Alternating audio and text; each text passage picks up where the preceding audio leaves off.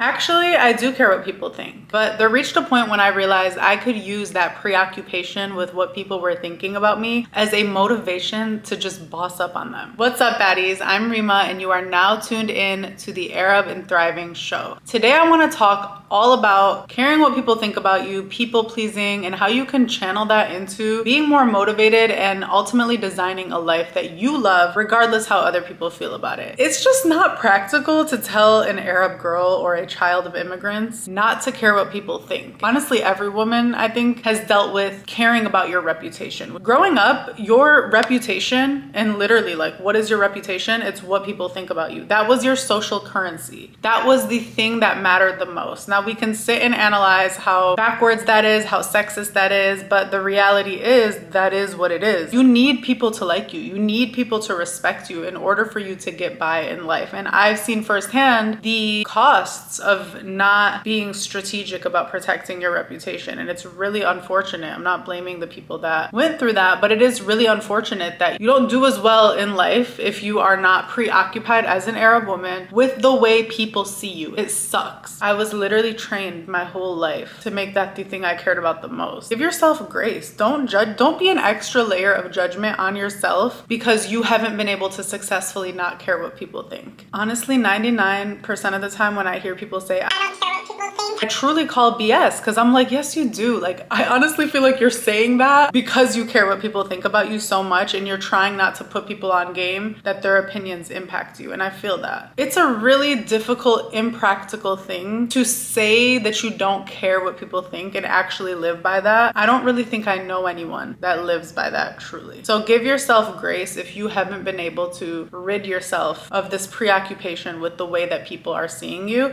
Because at 31 years old, I truly and absolutely care. I'm also a Libra. It's like built into my DNA to care how people see me. I think the trick is learning how to channel that in a way that actually supports the goals that you have for yourself. There are certain people, and you don't even have to be close to them. They could be the most random people. It could be someone that you sat by in a random psychology class in college. But there are certain people who kind of live rent-free in your head as this critical, skeptical, judgmental voice. And I have a handful of them, and they're just like such random people that I've collected throughout my life experiences. But the thing that they have in common is that they're just judgmental. I'm sure I've been that voice, and maybe I'm still that voice in some people's heads, because there was a period of time in my life where I was also very judgmental and just echoing the voices around me. Needless to say, those people live rent-free in my head. It took me 30 plus years to reevaluate, why am I letting these people accompany me? Imagine like a day in the life of vlog, but like the voiceovers are all these random ass people. Like, why am I letting them judge the decisions that I'm making throughout my day? Like, I'll be doing the most random shit and I'll just have one of these critical voices like, that is so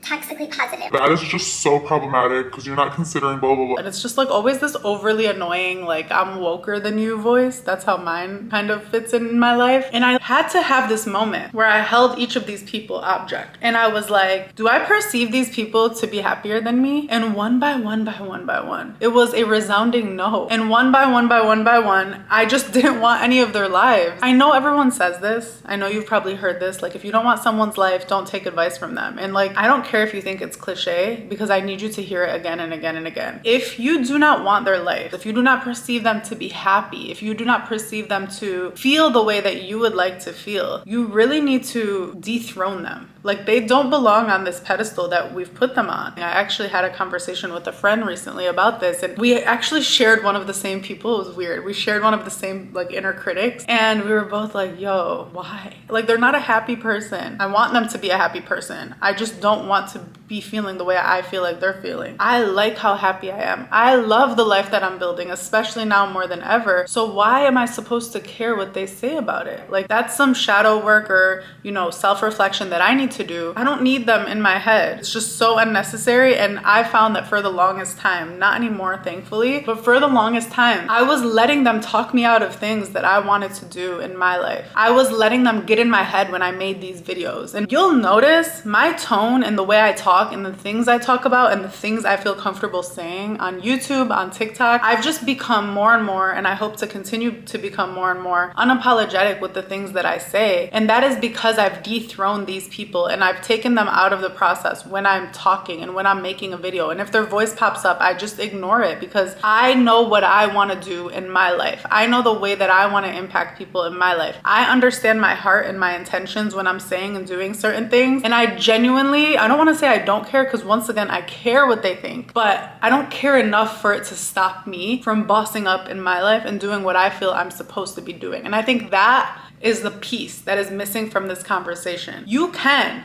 simultaneously care what people think and still boss up in your own life. If you are someone who has historically been a people pleaser, that means that you have made your success and happiness dependent on how other people feel about you. That is like the worst thing in the world. And I resonate, because for the longest time I did feel that way. I've like felt like I was this, you know, those puppets, those string puppets, whatever they're called, marionette dolls. I felt like each limb on my body, like even each freaking strand of hair was just tied to this little string. And I've allowed all these random ass people to have a string, and at all points in time I just felt pulled in all these directions. And I would imagine if that was you that felt that way, the only way to make sure that everyone is happy or nobody's mad at you is by being mentally paralyzed, you know? Like I felt like, shit, I can't make this video about that, because then if I talk about dating, the super conservative people are gonna be like, Dating is wrong. Why are you talking about dating? everything I wanted to say in every possible way I wanted to impact people based on my experiences, like just my experiences in my life and my thoughts. I had this internal counter argument as to why I shouldn't say it. And so when I did decide to say certain things, my message was so boring because it was just lacking in nuance, because I felt like I couldn't say the things that I wanted to say without getting hate for it. So I had this moment, this was last summer, and I was in Europe and I was with my family and I was just like reflecting on a lot of things. I read this thing, or someone posted something about like the only two people you should care about are your 8-year-old self and your 80-year-old self and what they think about you. And I was like, that's beautiful. So I started imagining my 80-year-old self and I'm like, bro, I'm sure no matter what, like there's so many paths I can take on this life and so many ways that I can approach that life. And I know for a fact in every single permutation of what my life could look like, there's gonna be people pissed and people annoyed of me and people mad at me for something. It doesn't make sense to approach your life trying to avoid backlash from people. What makes sense is controlling the only thing that's really in your control, and it's ensuring that when you get to 80 years old or 90 or 100, you are happy with where you're at, because no matter where you end up, people are gonna be pissed at you. I know it sounds so commonsensical, but to me it was this breakthrough of people are gonna be pissed regardless. Should I spend a lifetime trying to please people who will never be pleased, or should I spend a lifetime bossing up on them? 20-something-year-old me would have heard this one like, that's so petty, like why does it need to be about them? I tried so hard to be just above the bullshit in a way where it's like, I don't want to think about the haters. Like yes, there's haters, but I don't want to focus my life purpose on people that don't like me. Like I want it to come from a greater place, and I still feel that way. That being said, I also recognize that I had so much wiring to care what people think that it might take another lifetime for me to kind of like unlearn that and pull apart those wires. So while I still recognize and empathize with the fact that I do care what people think, why don't I use that preoccupation as a way to just boss up on people so that I can make sure that in 60 years time from now, I know I'm happy with myself. I had to take this moment and look at where my life was. This was last year, and be like, if you continue on this path, are you gonna be happy with yourself? And I'm like, I mean, yeah, I'm happy with myself now, genuinely. Like I'm truly happy. I'm content. I'm very content as a person. I don't need more things to be happy. I'm not satisfied though. And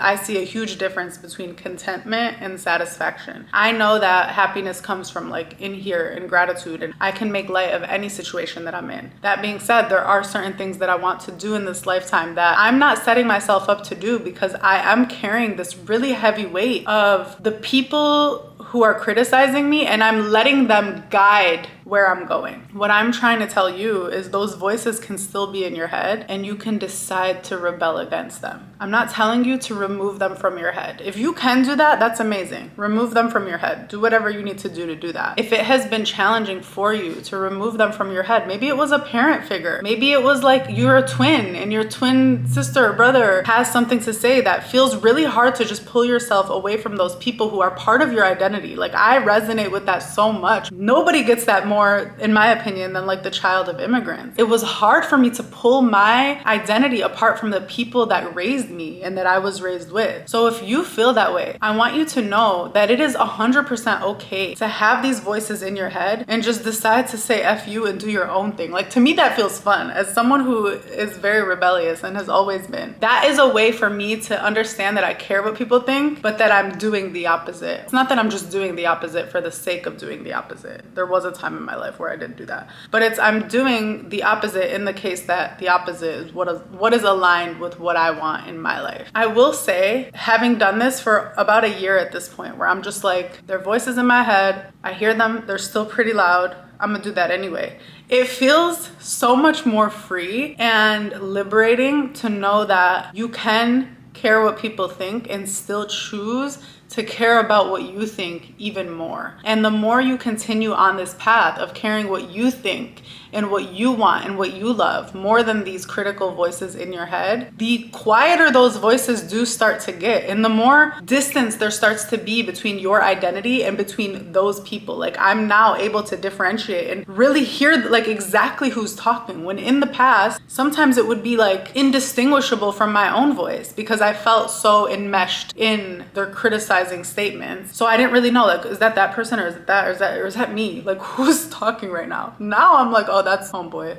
and I don't really like his life, so we could just keep it moving. It is 100% okay to care what people think. I'm trying to build a career that literally depends on people liking me and liking my thoughts and ideas. I also recognize that even if you're not trying to build a career in social media, even if you're not someone who's an entrepreneur and needs people to like buy into who you are and what you do, we are still in this very hyper-connected digital age where your reputation very much so is how you show up online. Don't underestimate the value of that. Don't underestimate the burden of that mentally on you and emotionally on you. And understand that you don't want to create another layer of self-judgment because you haven't successfully stopped caring what people think. There is another option, and it's to care what people think. And I would even argue, as someone who loves being fair-minded, to engage sometimes in what people think. Like, maybe they're right sometimes. Like, once you've given it a fair shot and you've thought about it, that person said that what I said was problematic. Let me think about it for a little. And I truly usually do think about it for a little. Unless the person is coming at me in a hateful way, then I always block them regardless. Like, you've lost all credibility. If you're coming at me disrespectfully or hatefully, I don't care what you have to say. But I've had a lot of people come to me from a place of love or even just a place of like respect and say, what you did was problematic, or what you did hurt my feelings. And I'll sit and think about it. And if I see what they're saying, I will always go back and have that conversation. I will be a better person as a result of it. But that wouldn't have happened if I didn't care about what that person thought or care about their opinion. That being said, there are other times, even people in my family who approach me like, this is wrong, or what you said was wrong. And I'll think about it, and then I'll engage in a conversation. And then oftentimes we'll also agree to disagree, but I respect and care about what that person thinks enough to have that conversation.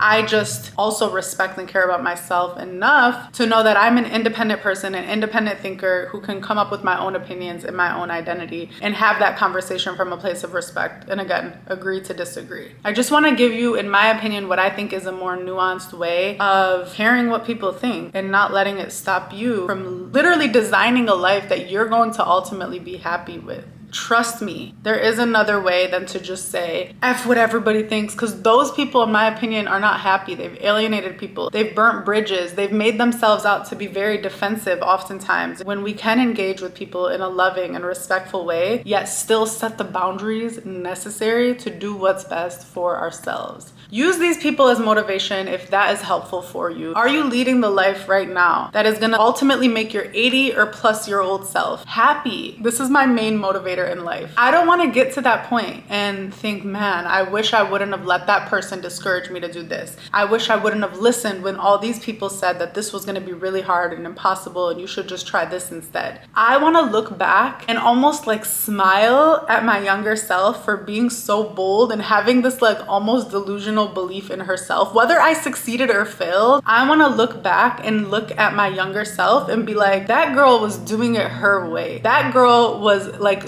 squeezing every ounce of juice out of life and trying to maximize her experience. That girl believed in herself so much, and even if it didn't get her to where she wanted, it got her to somewhere that was ultimately better. That's how I want to look back at my life and just feel so proud of the way that I decided to block out the noise and do what I wanted to do. I love you so, so, so much. I hope that this was helpful. If you have any topics that you want me to discuss similar to this, you always know to drop them below. As always, stay powerful, my loves. I love you, and I'll see you on the next one.